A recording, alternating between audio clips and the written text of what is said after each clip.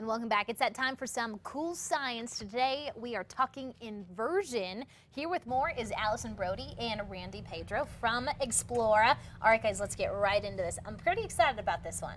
Yeah. So this demonstration helps to explain why sometimes, like the Sandia Mountains, we have that haze of pollutants right there. Okay. So what happens is we get temperature inversions. We're in a valley. So what normally happens in the summer is that we have this beaker here represents warm air. Okay. So the yellow's the warm.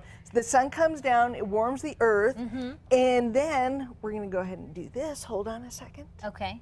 You've got pressure, right? So 12 pounds per square inch. As the air rises, oh, wait, we're going to do this first. Okay. Flip it. Oh, okay. All right, that didn't quite work. There you go, it's okay. As the air rises, it gets cold. It expands and gets cold. So go ahead and pull that card out. Okay. Here we go. There we go. Oh, okay. So it's mixing up a little bit. Yeah. So let's you can sort of see that right that there. Way you can see it better. Yeah. Oh, okay. So you can see we got some nice green there. The air is rising. It's getting cold. It's moving around right there. All right. So in an inversion, the opposite happens. Okay. So we get cold air on the bottom. So like it's winter. It's clear skies. There's no wind. We're in a valley. The ground cools quickly, and then you have the inversion. And you have this layer of warm air on top. Okay.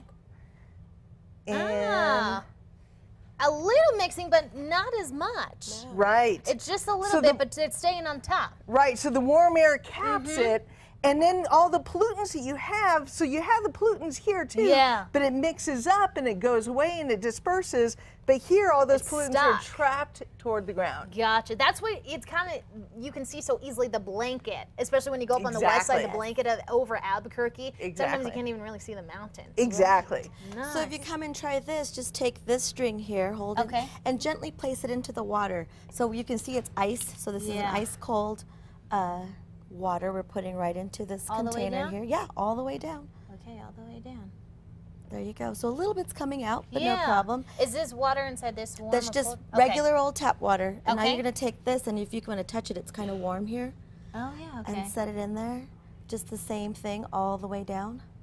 And you're going to see something magic happen. If you notice, it's just going to start like billowing out. Yeah, you see that, guys?